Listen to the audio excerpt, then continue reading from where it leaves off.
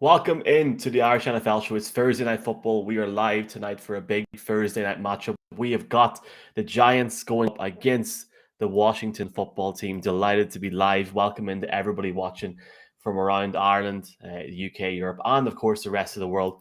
Welcome into all of the lads here as well. Delighted to bring in lads. We've got a special guest to kick us off. We've got a New York Giants beat writer since 1983, a Giants host and reporter who covers the Giants on multiple media services, including Giants.com. He's got a busy evening ahead of him, so we'll just start it off. Paul Dottino, a very, very warm welcome live, Paul, to the Irish NFL show on what is Thursday Night Football. How are you? Great to see you guys. Appreciate the ability to be on your first program. I guess that's a very big honor, and I hope you guys enjoy the game tonight. First Thursday Night Football of the season, and it's an honor to have you on, Paul. Paul, you were speaking off camera of your Italian heritage, but have you any heritage in Ireland? Have you ever been to Ireland before, Paul? No, I have not. In fact, the only overseas trip I made was with the Giants when they played the LA Rams over in London. As you will know, some years ago they played at Tottenham, and that's the only time I've ever been across the pond, as they say. Well, you'd certainly have a warm welcome awaits, Paul, if you do make it over to this side of the Atlantic again, be that to see the Giants if they're playing in London or just to visit the Emerald Isle. But we are here to look ahead to the Giants-Washington game, but I suppose you can't look forward without looking back, and Giants didn't get off to the best start against the Broncos. I think the fifth year in the row now that the Giants have lost that opening game. But with the second game now being against a divisional rival, and Brian had said that he would be happy, 1-1. But with it being against a divisional rival, how important is it that the Giants get a victory in this game tonight? Well, I think it's of huge significance for both teams. To be honest with you, I think both Washington and New York feel like they basically laid an egg in the first week of the season. I thought Washington played very poorly against the Chargers. In fact, through the first three quarters, I don't think their vaunted defensive line played very well, only to start grabbing some energy in the fourth quarter of that game. I think they were probably very embarrassed by it. And I think that they will be coming out with fire tonight. And I feel the Giants feel the same way. Their defense did not play to their potential in their game against the Broncos that they lost. And I feel like they're going to be very angry and want to put something on tape that they are more accustomed to. I also feel that the Giants offensively were not nearly as good as they should be on paper. Now, the other hand, Washington lost Ryan Fitzpatrick, their starting quarterback, in the first game. And so Taylor Heineke is going to be forced to be at the controls tonight. I don't necessarily know that that's a good thing or a bad thing. I mean, considering it's only his third NFL start, he's kind of an unknown. I know he has been with 5 different NFL organizations during his career and also spent a short time in the XFL. So I think, the jury's kind of still out on him.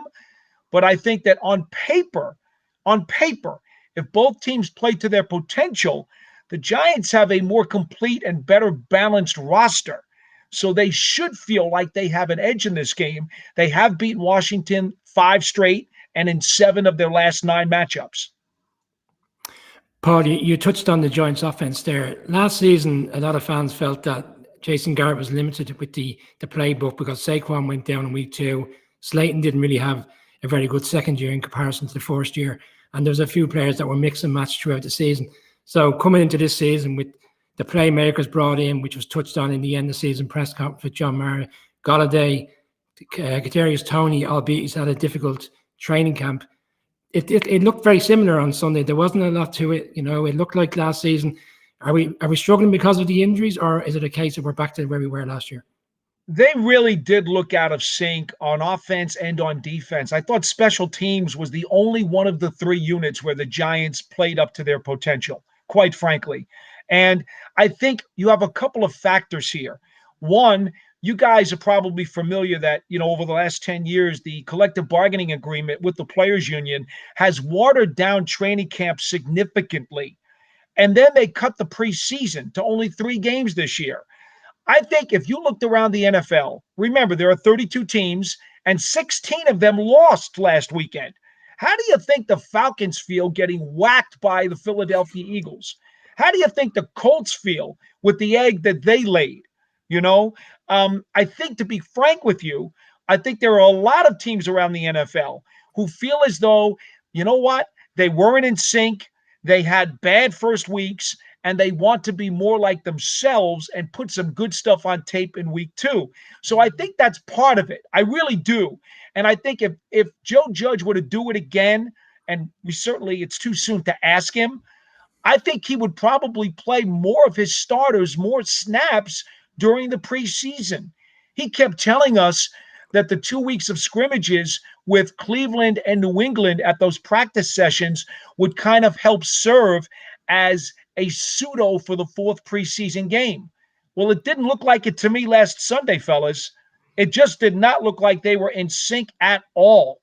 And I really attribute it to them not having a lot of chemistry and not playing enough together during the exhibition season. I'm sorry, but that's how I stand on it. And I'd like to believe that a lot of coaches around the league probably feel the same way, and they might do it differently next summer. Paul, you mentioned about the Italian background you have. Look, you take the Italian flag, you swap out the red, you put in the orange, you got the Irish flag. And so just a little bit of chopping and changing sends you in a different place. There's a bit of chopping and changing going on the Giants' offensive line, which in fairness was been a big focus during the offseason. There were a couple of late changes and acquisitions. And even tonight now, I believe Billy Price is going to start center. They've activated Matt Skura from the practice squad as well. So some of those, late additions after even the 3rd preseason game are now starting to make the 53-man roster. Now, they didn't seem to have a bad game last week, even though you're starting the ghost of Nate Solder still at tackle. But they only gave up 2 sacks and 2 hits on Daniel Jones, which was an improvement, obviously, on performance last year. How, during the whole preseason, especially obviously in week 1, against people like Von Miller, how do you feel the offensive line performed overall? And do you think it's going to hold them back, or you're going to see a big bounce back? Because let's face it, they're going to have some fun with Chase Young tonight. Well, I think let's first of all start with the pass protection, which everybody thought was going to be a huge problem. You just alluded to the fact that Daniel Jones was only hit twice last week, despite throwing 37 passes. I mean, that's a really good ratio. He had time, approximately 2.5 seconds average to releasing the ball. You'll sign up for that every Sunday. So I thought the pass protection was better than expected, but the run blocking was not very good at all. And that is why they've decided to make this change. Now, to be fair, okay, Nick Gates, in my opinion, has always been best suited to play guard. But when they converted him to center last year out of necessity, he came along very well. And I think he's got a terrific future as a center if they want to keep him there. But I do think guard is his best position. So they're making that switch tonight. And they will put Billy Price in there, who only got here about, 2.5, 3 weeks ago in a trade from the Bengals, a former first-round pick from Ohio State, who, when he came out of school, was the best center in the college draft that year. But since he got to the NFL, his career has been littered with injuries, and he absolutely flamed out in Cincinnati to the point where they finally got rid of him. So now he's healthy. We will see what he can do for the Giants as they try to improve their run blocking. Because let's face it, Coach Judge understands this, and so does Jason Garrett. You've got to be able to run the ball. If you're going to have Daniel Jones throw the ball 40 to 45 times every single Sunday, the Giants are not going to have a winning record. I promise you that. That is a very, very bad recipe.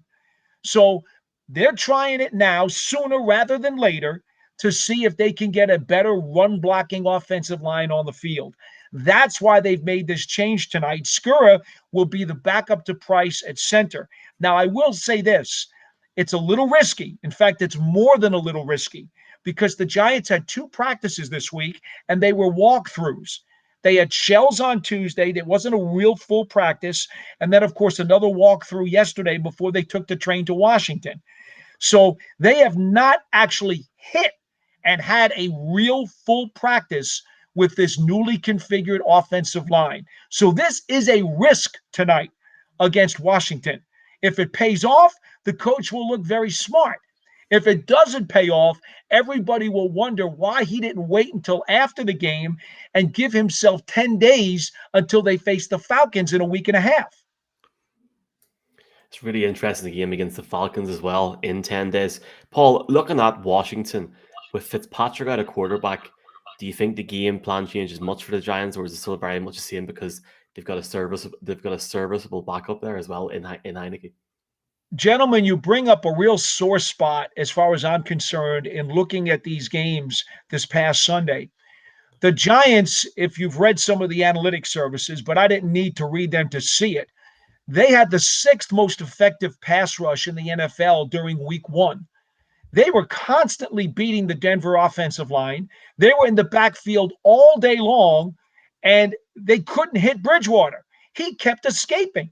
I thought Teddy Bridgewater played the best game of his career. He threw pinpoint, razor-sharp passes. He escaped the pocket. He was able to run around and make throws on the run, extending plays to the level that I've never seen him do in his career. He was phenomenal. But that's not to knock the Giant pass rush. Leonard Williams had 6 pressures in the game.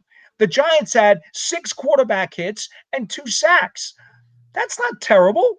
No, they actually got in there an awful lot. The problem was they could not finish.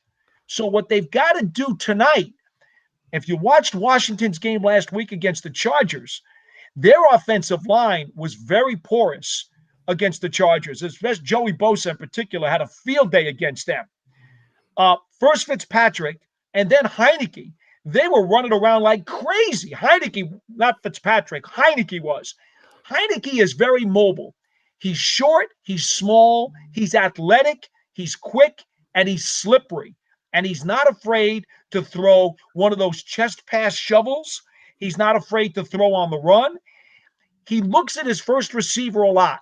He tries to get rid of the ball immediately to his primary receiver.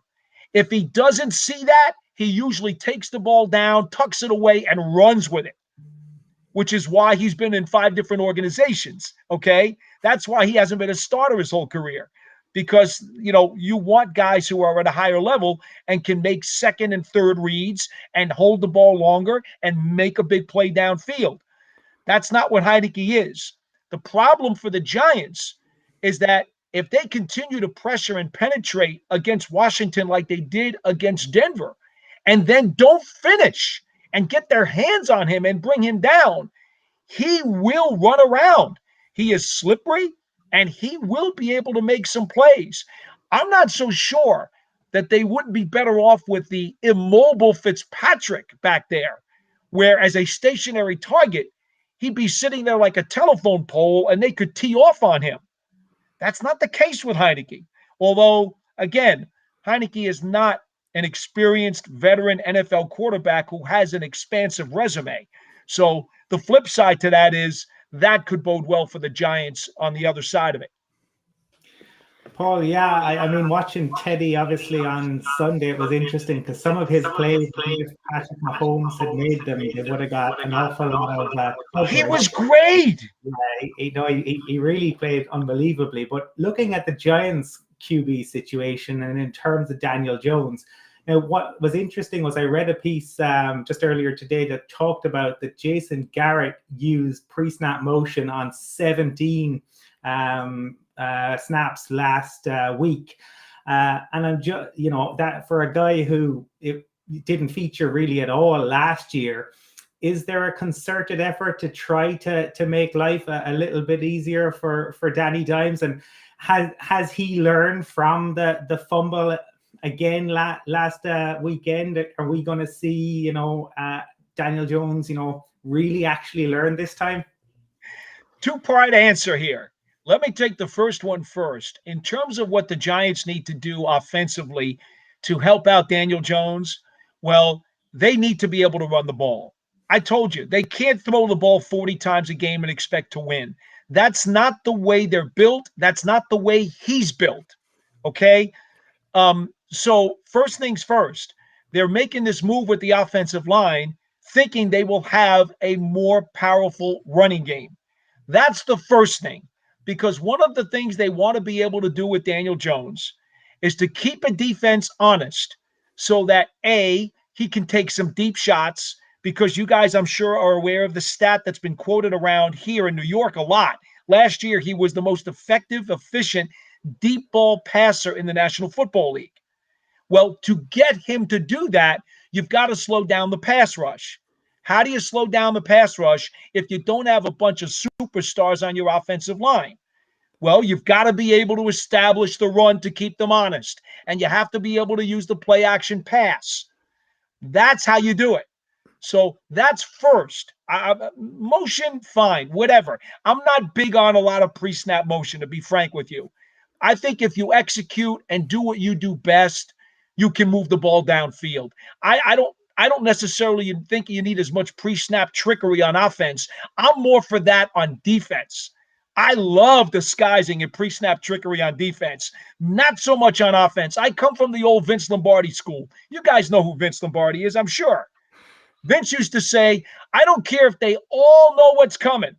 We're going to execute so perfectly that they're not going to be able to stop us. And that's how I feel about my offense if I'm an offensive coordinator. That's the first part of the answer. The second part of the answer, in terms of, you mentioned the motion, and the second part was in terms of just the fumbles and the fumbles. Danny not sliding. I'm so glad you brought that up. Thank you. I continue to hear the quote about Daniel Jones with 40 turnovers since he came into the league. But see, you know what's funny about people who quote that? These are the same people who will always say, well, what have you done for me lately? The propensity of Jones to turn the ball over was more so in the first half of his career. If you watch, look at the numbers, look at the interceptions. Last year, going into the Dallas game, Daniel Jones had gone 6 games without throwing an interception and had the longest streak of any quarterback in the NFL last year without a pick, until Evan Ingram deflected one up in the air and the Cowboys intercepted him. The point that I'm making is that Jones, over the second half of last year, his second year as a starter in the NFL, he dramatically reduced his turnovers, more so with the interceptions coming down than the fumbles coming down. But he did also bring those down as well. And I think we all know you want young guys to come into the league and you want them to improve every year. Well, Jones has shown that improvement in limiting his turnovers since the middle of last season.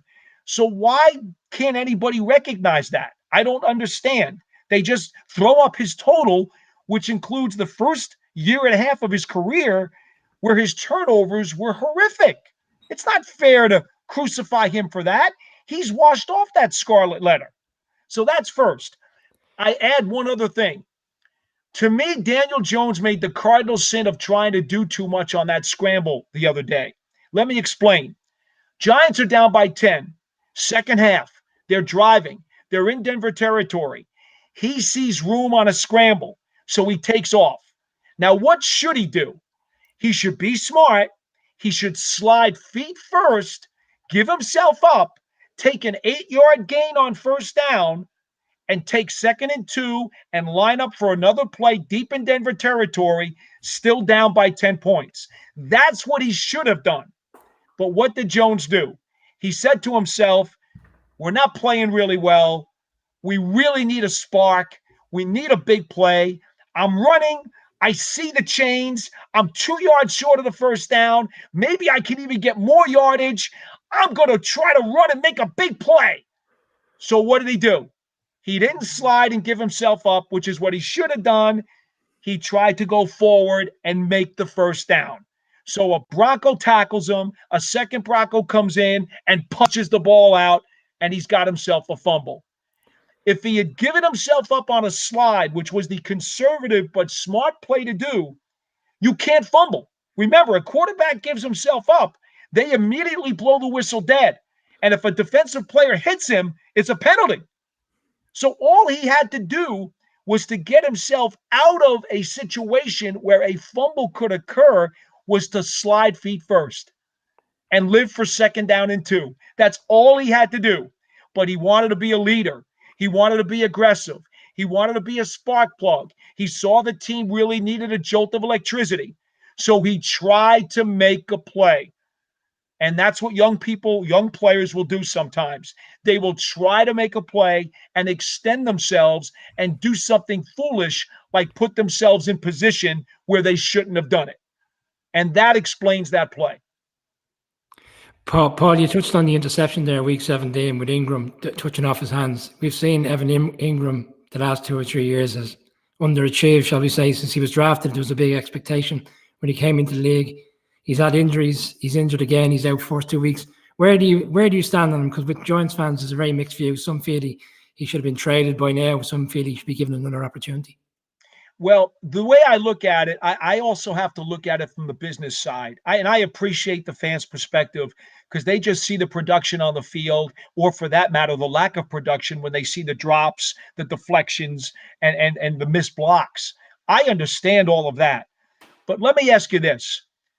For a guy who's potentially, you figure he's a 55 to 65 catch a year tight end, right? I think that's fair to say. Would you agree? I would, but he's underachieved for the amount of, I suppose, for the expectation in terms of him getting 40 to 50 passes. But I think it's realistic to think he'll catch 55 balls a year. I mean, that's kind of what he's done. You know, he's missed some games in his career, but I think that's approximately what his production's expected to be. He should do that this season with the other players within the offense, because he should allow him a bit more freedom. Well, the issue becomes he's in the 5th year of his contract, and he's not making a ton of money under the salary cap. If you want a tight end who's going to give you that stat line, you're going to pay a whole lot more than what he's getting. So when you look at price or John Schmelk, who is one of our guys who works on Giants.com with me, he coined an abbreviation called PPD, production per dollar. If you look at Ingram's production per dollar, it's actually very good. Now, I agree with you. He has underachieved. Certainly the injuries haven't helped him, but he's flat out dropped too many passes and missed too many blocks to be the guy that they drafted in the first round several years ago. There's no doubt about that. I agree with you 1,000%. But if you look at his production per dollar, if they had got rid of him and then tried to replace him with a tight end who could produce similar stats, it would have cost them much more money than what they're paying him now. So production per dollar, Ingram was actually a good value, and it was smart of them to keep him on the roster this year. And I'm not trying to be a wise guy. That's honestly the way they have to look at it from a business perspective.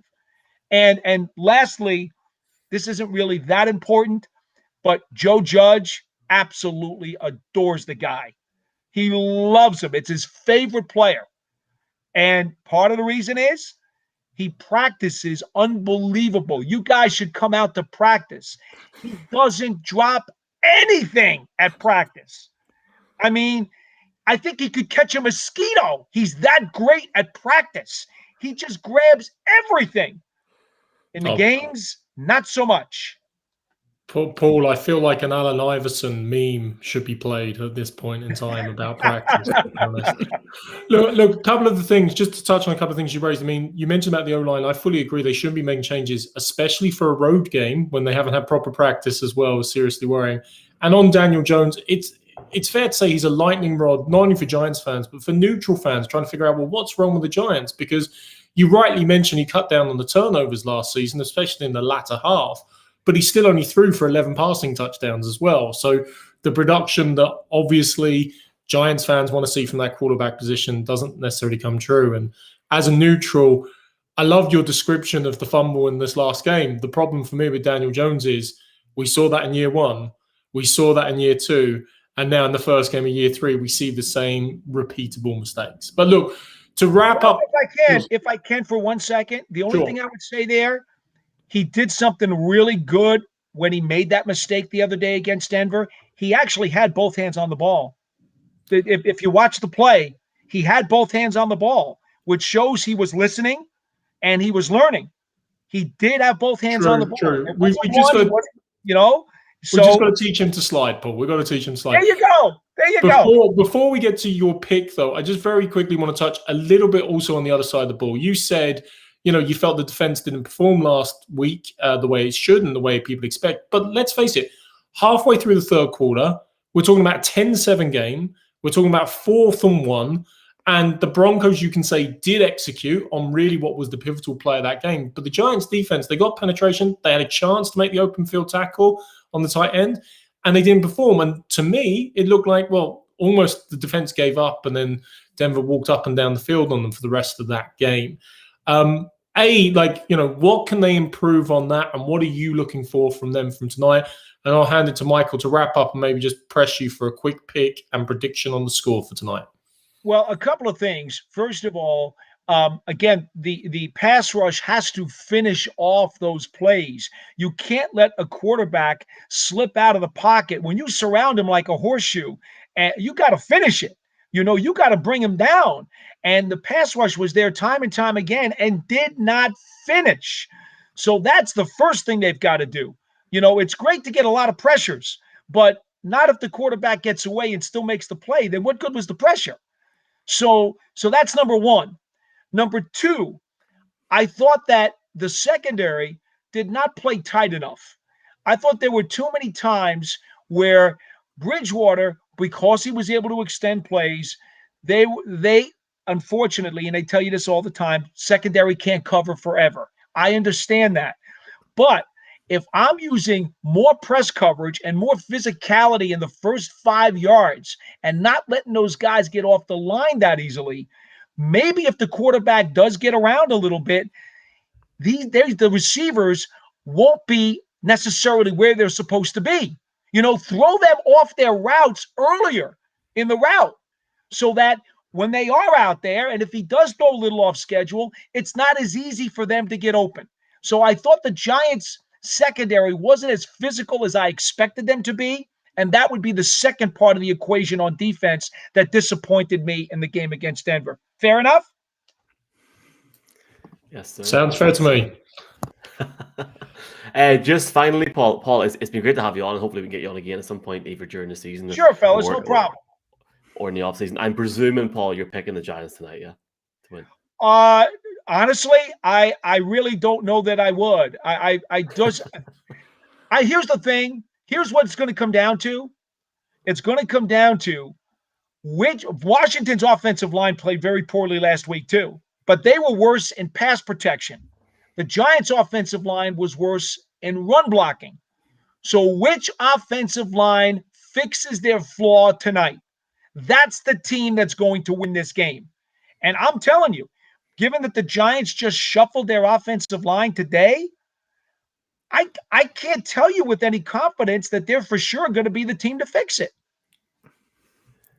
Do you know what? You're actually selling this game to me to watch tonight. I'm actually really intrigued for this late night game. Paul, thanks a million for coming on, man. I hope you enjoyed the game, and you can follow Paul at GiantsWFan on Twitter. And Paul, hopefully we'll chat to you again soon. Enjoy the game tonight. Thank you very much. Yes, guys, please try not to stay up too late after it's over. Been good talking to you, and anytime we'll be very glad to chat again. Thanks, Paul. Thank you very much. Be well. Thank you, Paul. Thank you. And that was Paul Dottino from WFanGiants.com contributor. We are now delighted to be joined by Jamal Forrest, and he is from, I want to get this correct, Hogs Haven, which is a Washington Football Club fan group. Jamal, welcome to the Irish NFL Show. How are you? Hey, you know what? I'm doing 10 times better now because I'm gonna tell you this one thing. A lot of people who don't know me, they mess up my name on the first go round, and you said it perfectly. So I think I'm in the right spot here. Honestly, like I literally DM Jamal there saying, "How do I pronounce your name?" So I am delighted. It's an Irish thing. Jamal, have you ever been to Ireland yourself? No, I have not. I honestly, I never thought about it. Is it? I know you guys are from there, so I would say, what's it out of a 10 rating? Is it like a 10 out of 10 worth a visit? Absolutely. Yeah, absolutely. Yeah, you got to make your way over, and we'll have a pint waiting for you. Absolutely. I know there's a football game next year. I think Northwestern is coming out there, from what I remember. So, there's opportunities for sure. So pints and beer, and football, you can't go wrong with that. Can't go wrong. Well, somebody who does have Irish heritage is Ryan Fitzpatrick, who obviously the unfortunate injury last weekend. Just interested, I suppose, in your take on that and what that means for Washington with Heineke coming in this early in the season. So it's unfortunate for Fitzpatrick. Obviously with Ryan Fitzpatrick throughout the offseason, a lot of people had they had a lot of hope in the sense that the offense could be a little bit more explosive. Over the past few years, Washington struggled offensively. Last year, they was 30th in the NFL statistically, point blank, and it was just awful. But you weren't expecting a top 10 offense, but you were hoping if you could get a formidable or consistent offense that can kind of keep the ball in their hands, time of possession wise, but also a little chunk plays here and there. It can go well and mesh well with a top 10 defense. And for him to go down, not even to finish the first game, you're going down in the early ways of the second quarter. It's unfortunate for him. But what it means for Washington, you're getting the guy Taylor Heineke, who, and this is no offense to Fitzpatrick himself, but there's a lot of people who had intrigue behind Taylor Heineke. And this is all stemming back from the Tampa Bay Buccaneers game. So he has those 8 weeks to kind of put it out there. What statement do you want to make for Washington? What statement do you want to make for the fans? What statement do you want to make for the coaches? You're in the 1 year deal, essentially. If you have that opportunity to prove yourself, this is going to be it. It's either put up or shut up for Heineke himself. So that's kind of what's looking like. It's unfortunate for Fitzpatrick, but a great opportunity for Heineke. So we'll see where it goes. I'm in the middle of it. I don't have a lean one way or another, but it's definitely something I'm interested in. Jamal, can I ask about Coach Rivera? The last couple of years off the field have been quite difficult. The change of name, I suppose, the ownership and all the things that come with that in terms of the issues. The one thing about Coach Rivera, he's brought a good stability to the team. The influence he's had on the team, we saw it in the in training camp, the fact that he challenged players to get vaccinated. I suppose generally most fans of the team are very pleased with the head coach. Oh, absolutely. A lot of people. So when Rivera came in, it's one thing that always stood in my mind, and you just have to respect it, point blank, period. He said, as long as you do it the way that I want things to be done, the way that my coaching staff wants things to be done, we cannot blame you for messing up. It's going to be on us. But if you step outside of your realm and you do whatever it is that you want to do, and you're not listening to what we want to do or what we're trying to do, then that's wherein lies the problem. And the whole point behind that is him trying to get everybody to buy in on the culture and what this culture means for Ron Rivera. So yes, to answer your question point blank, there are people, a lot of people, fan base, community, media, but also the players themselves. They're buying in on what Ron Rivera is preaching. I think the thing with Rivera at this point now is, all right, well, you got the culture thing kind of turning around, and there's a narrative that's kind of shaping in the positive. But what are you going to do in the field? 7-9 last year was good enough for a division title in NFC East. You're 0-1 to start this season. You had a lot of hype coming in week one. A lot of hype. There was a lot of people very excited to see what this team was going to do. This defense was supposed to be quote unquote elite. That's the perception. But now you come in week one, get embarrassed by the Chargers at home in front of these home fans who kind of was really looking forward to seeing you guys show out in your first game. And it's not looking too good after that first week. There's a lot of doom and gloom in the community. So with that being said, Rivera does have a lot of people behind him, but you got to start translating and start turning things into W's. Ryan Fitzpatrick or Taylor Heineke, it has to happen. Well, Jamal, I was going to touch on the fact that last week, of course, that vaunted defense was playing against, for me, one of the best young talents in the NFL when I think of Justin Herbert, when I think of the explosiveness that Chargers offense. And whilst, as you rightly alluded on the media writing about, look, it wasn't an amazing performance by the defense, they still held that offense to 20 points. And you are still talking about one of the most star-studded lineups, especially along that front four.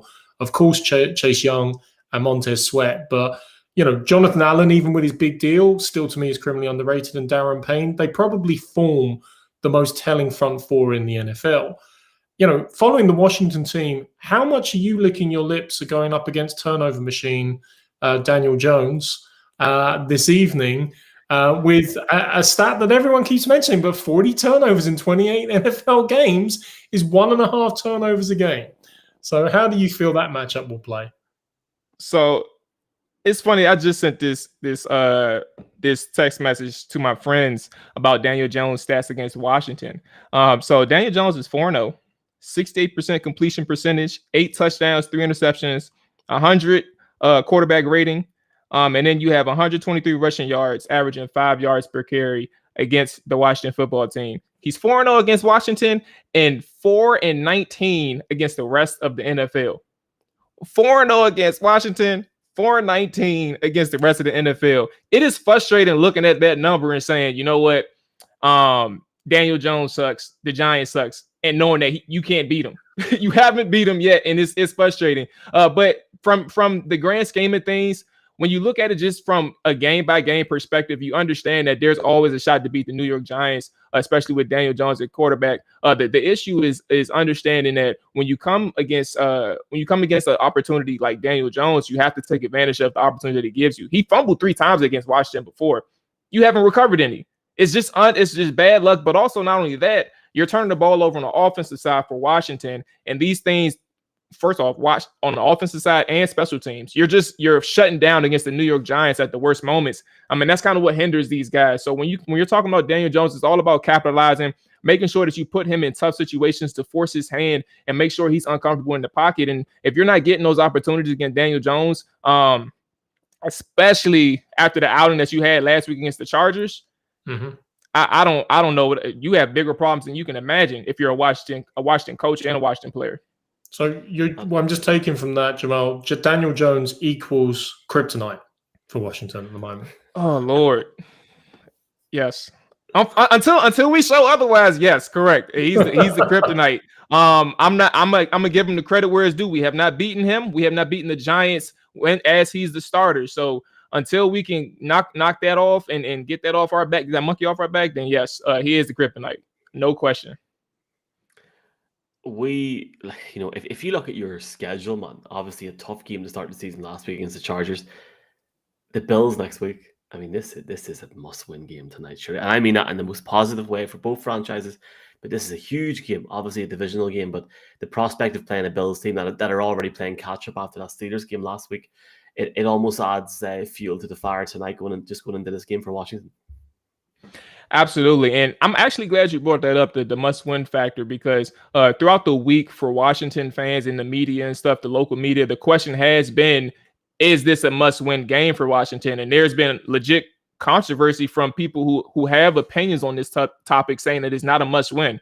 Well, technically, you have 15 games after this, but guess what?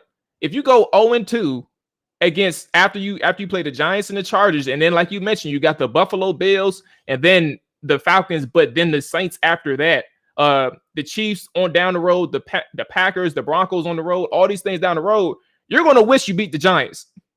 Talking about it's not a must win. You're going to wish you beat the Giants. And those are those opportunities that you, like we talked about just previously when Daniel Jones, when you played him in the past, you had those opportunities and you fumbled them away, turned the ball over. You missed those opportunities in the past. And he's 4-0. Now you have this opportunity to kind of right the ship or at least get off to a good start in 2021. And you're talking about it's not a must win game. Guess what? Again, if you're those people who are in that boat and you think everything is okay, wait until you go against Buffalo in Buffalo and then think, all right, well, I wish we had another chance to make another opinion on this. That's kind of where I'm at with it. It is a must-win game. I 100% agree with you.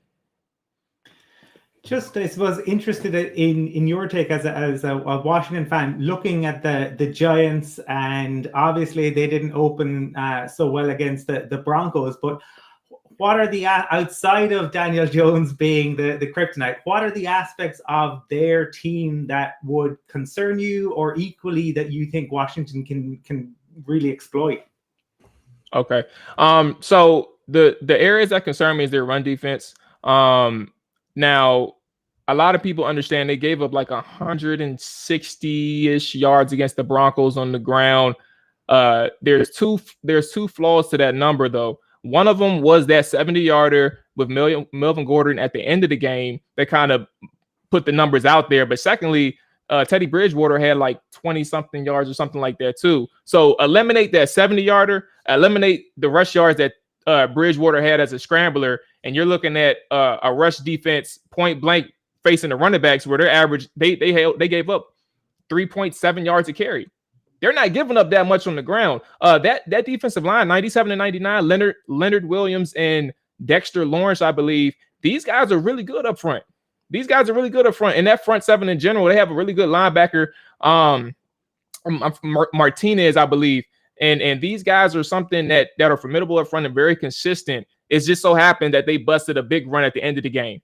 Your time of possession ends up getting to you. The Broncos are executing. They're using their tight ends to a T where they can run block really well. I'm not sure Washington has the run blockers at tight end to kind of duplicate what the Broncos did. The run game, again, the run defense for the Giants is going to be something that kind of stands out to me. For me, offensively, though, the way we can kind of exploit this defense, again, is the use of the tight ends or our slot receivers. They were kind of exposed as a zone defense last week. I kind of missed I missed the middle of what Paul was saying when I had joined in. So I don't know exactly the full context behind what he was talking about, but that defense and zone coverage kind of had some exploits. You can kind of work that over the middle with Logan Thomas and also your slot receiver and Adam Humphries, or even Cam Sims, who only had 2 snaps last week, which was kind of crazy in itself. But you working them over the middle and things like that is going to actually be pretty beneficial to countering the fact that they're going to be pretty good against the run tonight. Jamal, just stepping away from the game for a moment. The NFC East, last year, it was the weakest division in football. And, our season preview show, I think we all picked Washington to win the division. A lot of expectation, as you touched on, leading into the season. The Cowboys this week have lost Lawrence now for 2 months. It can't be, I suppose, people have to recognize how good of a player he is for that defense. And for that defense, struggling last year, now to lose him, where does that leave the Cowboys long term? And then Eagles having a shock last week. What's your expectation for the division this year? Will we see a better record come December when the division is over? So I think that's a really good question. And it's a really good question, like in week 2, after what's been going on with the Cowboys. After the first game, when Tampa Bay and Dallas played, even before they played, I had said that I don't think people really realize how big of a factor Dak Prescott will be to the Dallas Cowboys offense this year. You're talking about 3 receivers for the Dallas Cowboys who all nearly had 1,000 yards, and Dak Prescott only played 4 or 5 games. So they were playing really good with backup quarterbacks and still nearly had 1,000 yards. And I think Zeke had close to 1,000 rushing yards too, if I'm not mistaken. So you're talking about a very talented offense who missed Dak Prescott. And what did they do when they came in week 1 against Tampa Bay Buccaneers? They were on fire in the passing game. They competed. Obviously, we know about the defense, the defensive questions that exist, and it doesn't help that they had an injury, losing their guy to a broken foot in practice. And that's kind of what makes the question kind of tough now, because I thought it would have been Washington and the Dallas, and then Giants competing. Like Giants would be a close second, but it would be Washington and Dallas competing for the first place. Now I still have Dallas competing up there because the offense isn't really that affected to a degree. But if the way Washington played in week 1, you kind of gotta hold your horses a little bit, man. Like I said, it's a very tough question. It's a good question to ask. But now it's like literally up in the air again. If you lose this division, or if the division is lost because of injuries and stuff like that throughout the NFC East, it'll be tough, man. And guess who's all the way in the back corner waiting for their opportunity? It's the Philadelphia Eagles. They still have their solid defense.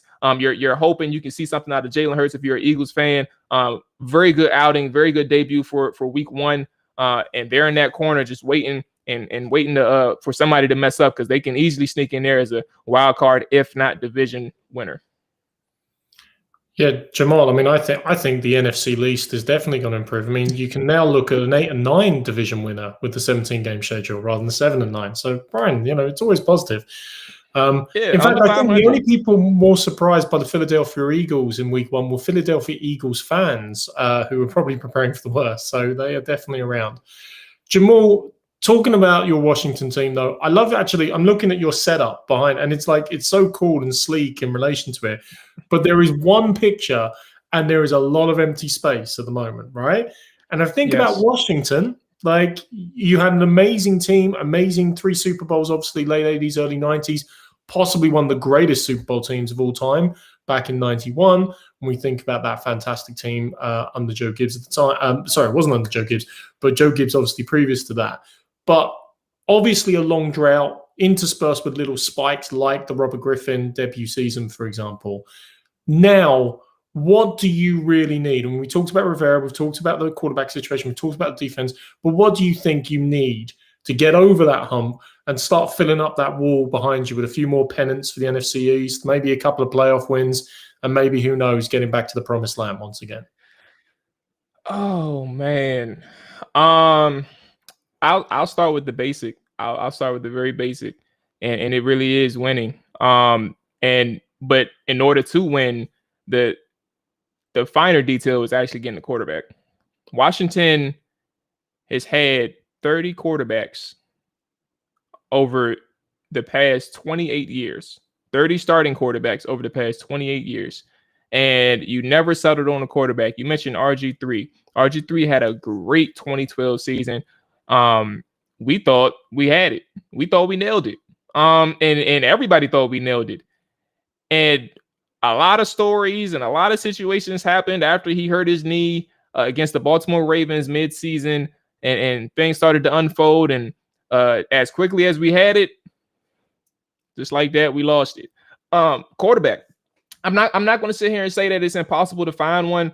I think the issue here is Washington makes it impossible or makes it harder on themselves. The owner gets in the way. The last time we had a quarterback in the first round, it was Dwayne Haskins, but guess what? The coaches didn't pick him. Regardless of how you feel about the player itself, the coaches didn't pick him. It was the owner who picked him.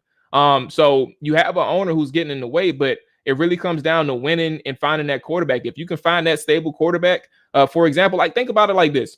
The Browns has been inept just as long as Washington has been. But guess what happened when they found Baker Mayfield? It all of a sudden became stable. The narrative changed. They've actually become a legitimate AFC contender, respectfully. I have no disrespect for them at all, but that is a perfect example of a team who needed a quarterback and to find some stability. They literally did it. You don't have any negative stories coming out of Cleveland anymore. There's no more Johnny Manziel turn-up stories, partying and all these things and ruining the team and just playing terribly and stuff like that. All of that drama is out of there right now, and they're all focused on wins and losses. Washington is still trying to change that narrative, and it starts with the quarterback position. If you can find that talent, then you have nothing to worry about. It all comes down to building around that quarterback and winning. Big shout out to Andy Burrows from the UK, I think. Let's go, my guy, repping the WFT. Presumably he's a Washington fan. Washington Football Podcast. Yes, Absolutely. sir. Who's your pick tonight? I shouldn't even be asking that question, but who's your pick to win tonight? So, I mean, I'm gonna be honest. Like, the best thing about me, well, first and foremost, I'm a gambler. So I tell people that all the time. Like, I do gamble. So first and foremost, when I put that money in, I'm thinking about my money first and foremost. Like, it's not.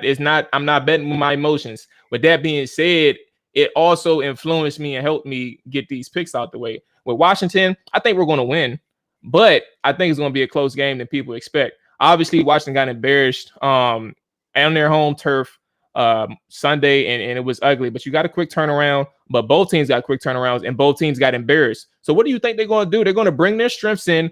Washington's defense and New York Giants defense, they're the strengths of their team.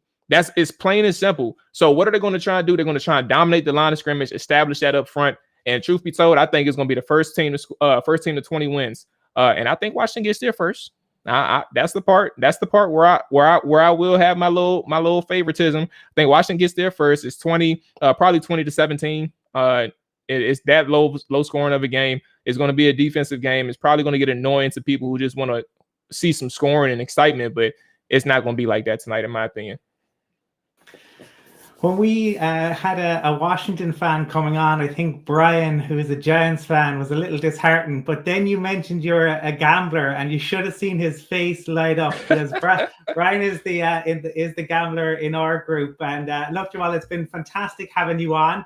I think it should Absolutely. be a really interesting game, and maybe we can have you back on again to join us later on in the season. We see how the Washington team are getting on, and look, continued success to you in your podcasting and writing, and chat to you again soon.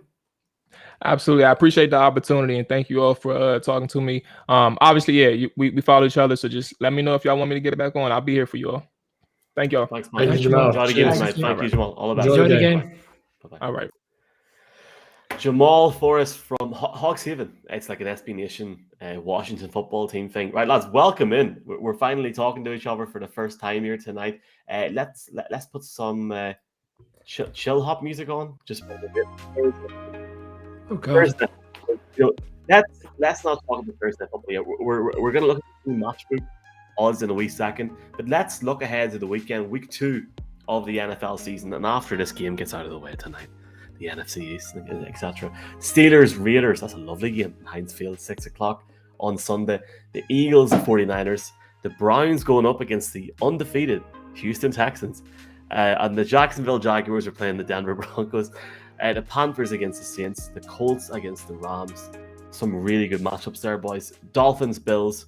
Jets against the Patriots, Mark.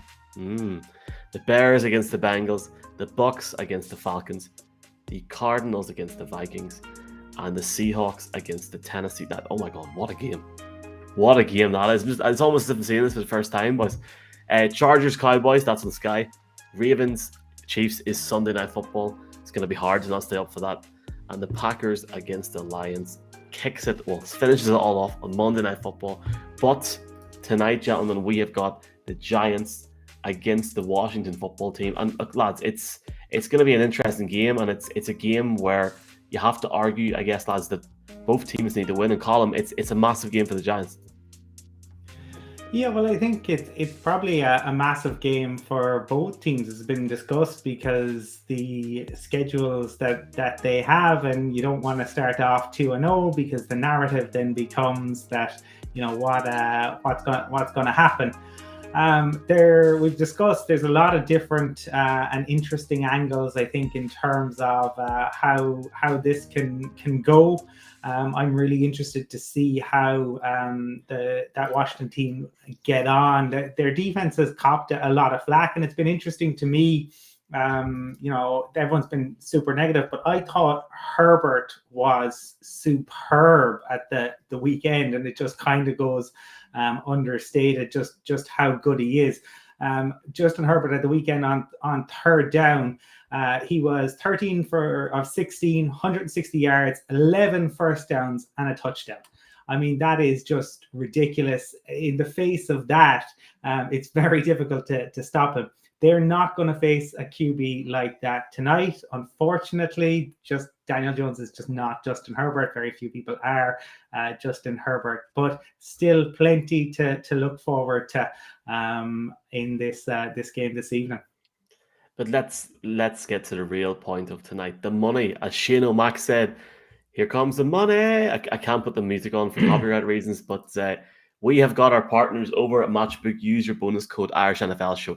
18 plus, gamble aware in the UK, and look, and obviously in Ireland as well. Just bet with what you can afford.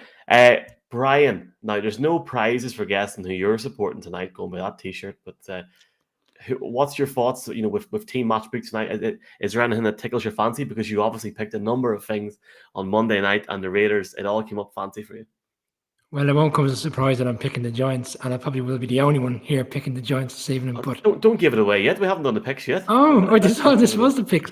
Did speak to matchbook.com today, and strangely enough, well, it won't be strange enough, it doesn't come as a surprise. 90% of the bets that have gone on this game are all on Washington, with the exception of all the money going on the Chargers, strange enough, this Sunday against the Cowboys, who are only minus 3 points. The Washington team are the second highest pick this week in terms of the betting front. Chargers are number 1. Kind of a bit of a surprise, bearing in mind how well the Cowboys played last week, but everybody's buying into the Justin Herbert hype after Chargers going into Washington and winning last weekend. So I can see where all the money's going there. But for this game tonight, 90% of the money that's been spent this week on matchbook.com is gone on the Washington football team. Doesn't come as a surprise, bearing in mind how disappointing the Giants were on Sunday. For me tonight, gentlemen, just going to jump in here. I haven't seen the odds. a pick six from the Washington defense, I would potentially put money on that. And we will maybe discuss that at a later point. Code Irish NFL Show, bet £10 or €10, get €15 or pounds, available in both Northern Ireland and in the Republic of Ireland. Before we make our game picks, gentlemen, can we maybe do like a very quick AOB? Any other business? I'm going to start off with the whole thing with the Saints and COVID. Are we just going to ignore a pandemic now, or what's going on, Colin? I mean, what's the crack there? Like? Well, the show goes on, Michael. That's next man up. Simple as that. Sean Payton, I'm sure will devise some sort of plan. But look, there's lots. I mean, you look around the league today. Lots of players missing for all sorts of reasons. Tomorrow is going to be very telling to see. In terms of that injury report, though I did see just before we went live that the Kansas City Chiefs were full, absolutely everybody participating in training. So everything continues to go the way of the Chiefs. And then the odd, Brian, before we get our picks in. Yeah, well, the Chiefs do things properly. Colin, that probably explains why they're all training. Having taken time to reflect on last weekend, we didn't discuss the Jets on Monday night. They lost in Carolina, and Zach Wilson was sacked 6 times in the game. And we spoke about Lawrence's debut, but the number 2 pick in the first round, his second half performance, having looked at it, they came back from 16-0 down. Look, they never going to win the game, but he looked like you could see why the justification and why the Jets picked him. And it makes things interesting for Sunday, because we're talking about teams tonight having lost their first game and could go 0-2, and the pressure that comes with. The Patriots this weekend are going into the Jets, and if they don't win, because people are going on about Mac Jones so much, but I'm not sure he had the best of games last week, and I'd argue Zach Wilson had a better game, albeit. Yeah, I believe so. So there we go. Jesus Christ, Brian! Just hyping it up for Sunday show already. Hold on, 2 seconds now. There's 2 elements here. The first one is, if you want to see the Patriots get beat and be beside Mark Cockerell, then come on down to the Woolshed on Sunday, where Mark will be buying everybody a free pint upon. He won't. Mark, maybe. No. I was in the Woolshed for a week 2 loss to the Jets once before, the famous Randy Moss one-handed catch against Darrelle Revis, and then we promptly didn't turn up for the second half. So I do remember those memories. But Brian, seriously, Mac Jones, actually, I watched every single snap, and the king is dead, long live the king, frankly.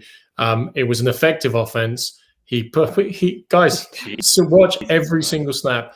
Stick concepts are back. He's playing the offense the way Josh McDaniels and Bill Belichick want him to play it. He was making the right throws with touch passes in various different ways, basically doing everything that Cam Newton didn't do last season.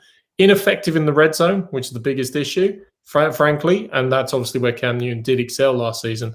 But that's the whole point. That's the point. Most impressive. It was the most impressive rookie of the weekend. I'm glad I'm glad you didn't take too much time out to listen to alternative podcasts this week, because you would have heard some very different things to what you've just said. But yeah, everyone has an opinion.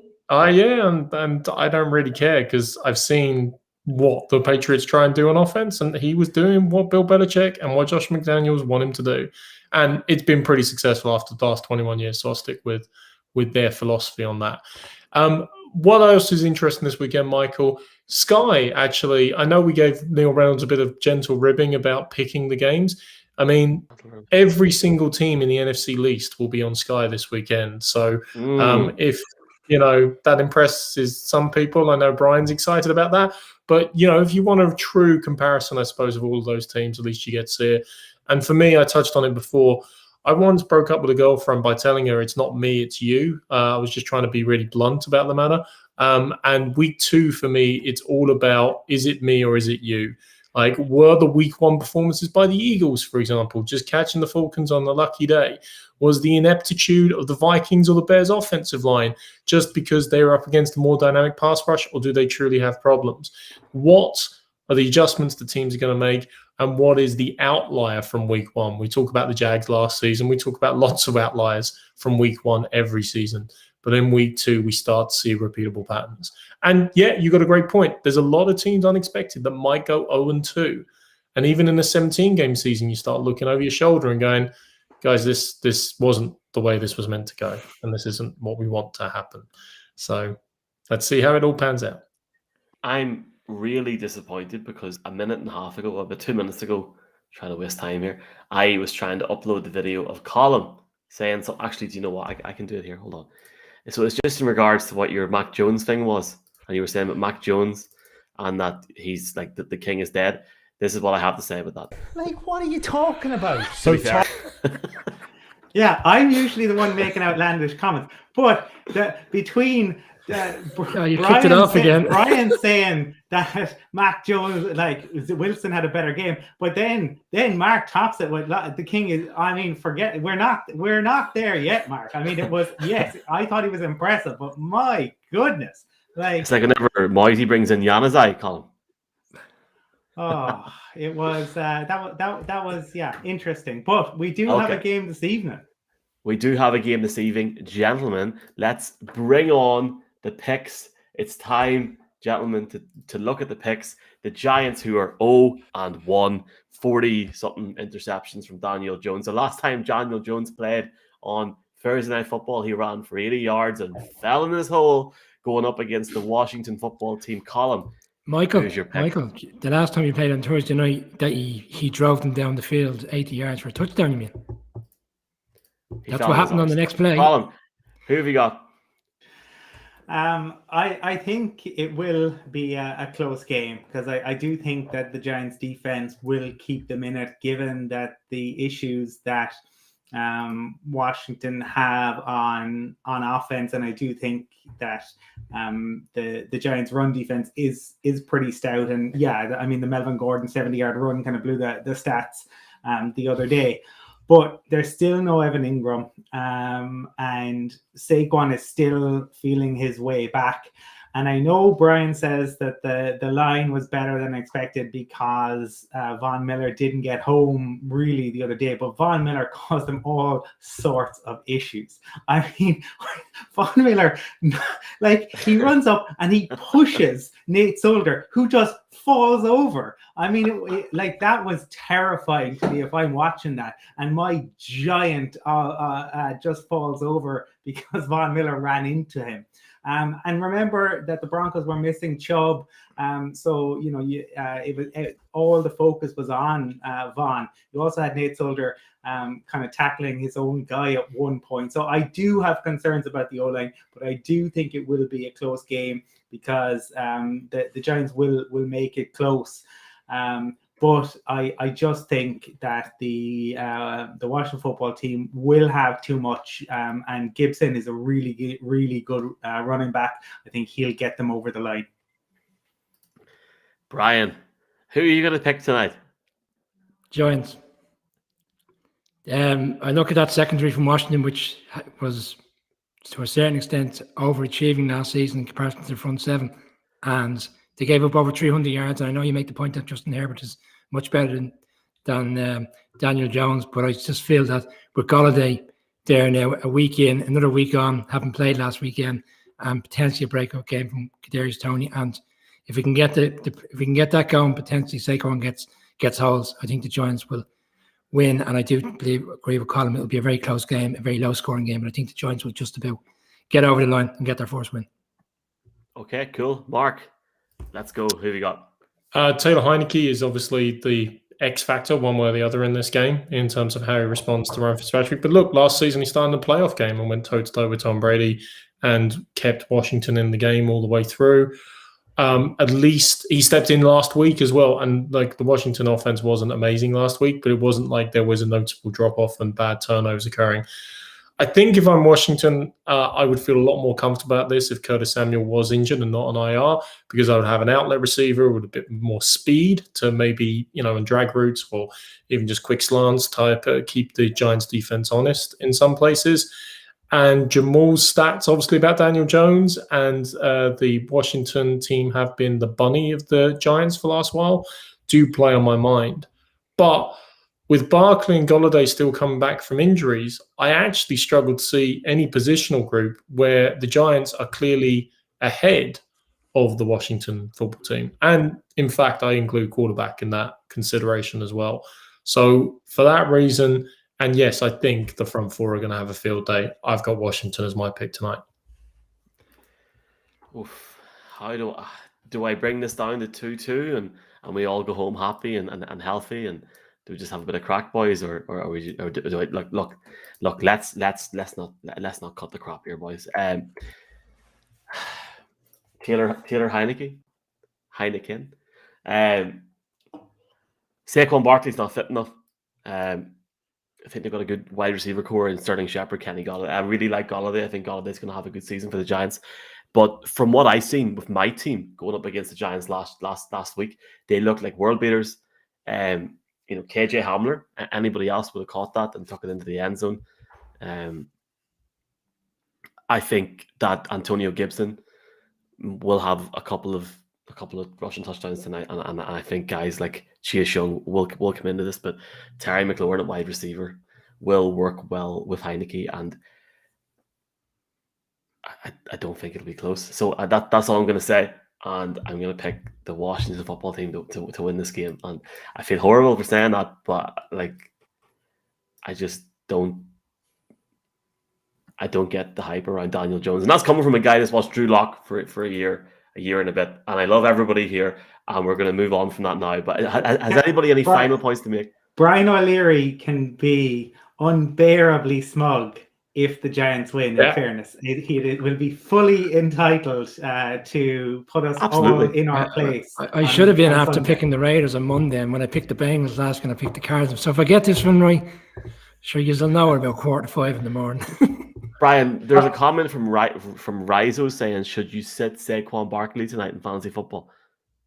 Yes. Why? Not because I don't think he'll have a good game, because if you're any running back going up against the Washington defense is going to have a difficult night, any top-class running back, with the exception of maybe Derrick Henry on a good night, or who would you put up there? McCaffrey. C-Mac taking per pass out of the backfield as receiver. Yeah. But no, it's not because of the Giants situation, more so because from a fantasy league point of view, Washington's defense would be very good. So, no, I wouldn't play him. Michael, I know you're not staying up for the game, but don't worry about it. Well, no, if you don't stay up for it, don't worry about it. You will either have a text message when you wake up at 7 a.m. from Brian, various correspondence for 2 days, or nothing. And you'll know the result. Yeah, or a few videos. I Spotify videos at 4 or 5 in the morning. I'm tempted to watch it, boys. Thursday Night Football only happens 17 times a year now, so I mean, it's tempting. If you are watching the game tonight, I hope you enjoy the game tonight. It should be a good game, at least for the first or second quarter. And I hope you all enjoy it. If anybody is heading over to the Woolshed on Sunday, it's a general meetup. We'll be around the place. Come and chat to us. Obviously, HSE COVID restrictions apply. Free entry into the Woolshed. We are in. Well, all these boys are coming up north next week. I can't wait. You boys don't realize how much I'm excited for this. We're going to go on the Black Cab tour of Belfast. I'm going to take you to the Titanic building, the Cathedral Quarter, and then we're going to stop in Maggie Mays. I didn't realize we were going on holidays. So it's going to be a good crack. And yeah, lads, obviously looking forward to this. We're back on Sunday at 12 o'clock. We're in the Woolshed. And just to finish it off, Waddy says the Giants will be stuffed like a turkey. And I know Brian's reaction to that will be something behind this. I'll get on to him straight away. What are you talking about? Yeah, he's cock a hoop after his Miami Dolphins won last weekend in Foxborough, so he could chip away for a few more days. Just going on what Mark said earlier, this is the Sky games for the weekend. Giants against the Washington, obviously. But the 49ers, Eagles, Cowboys, Chargers, Chiefs, Ravens, Lions, Packers. If you do take the time to come down and see us on Sunday in the Woolshed, they have every game on. Every game you want on. So it might be hard to find us because you might be around the place, but come and say hello and ask Brian for some tips. Mark mentioned the fact that all NFC East teams are on this weekend. Did it ever cross your mind that the reason is you want to get them out of the way early? I did think it, Brian, as well. But it's funny to see them all in a given week of any one division. But at least, I mean, again, for the casual fan, you get that full picture and everything. You'll get that full picture of being able to see all the games, all the highlights in relation to it, to get the sense of where you think it's going to rank during the season. I mean, amazing to hear actually, Jamal, I was going to say about waiting in the corner is the Philadelphia Eagles. Go back 8 days, 9 days. No one was talking about the Philadelphia Eagles except for the fact of, how much they might lose by. So, again, credit to Nick Sirianni and that team. But to me, I still think they're going to be this year's Jacksonville Jaguars with an outlier in week 1. The 49ers will certainly they're so much more. I said in the preview show, they might not win a lot, and we'll see, but they are going to be super exciting. The Eagles are not the Jags. They're the antithesis of the Jags in that respect. Jalen Hurts will make it very interesting. I guarantee that. Was it the 1972 English rugby team? We might not be very good, but at least we turn up. Was the famous line said. We better go because Michael has his late night romantic CD player back on again. The Muzak is back. For anybody traveling down to Dublin, you have to show proof of vaccination. All right, I know we don't do that up here, and we probably should, but you have to show proof of vaccination to get into the Wool Shed. We have no liability if you turn up, obviously on Sunday with that, but. Looking forward to seeing you on Sunday. Lads, looking forward to seeing you on Sunday as well, back at 12 o'clock on Sunday. You can retweet this on Twitter, this episode, to win a copy of Madden. And to finish it off, Mark Cockerell said that Mac Jones is the second coming.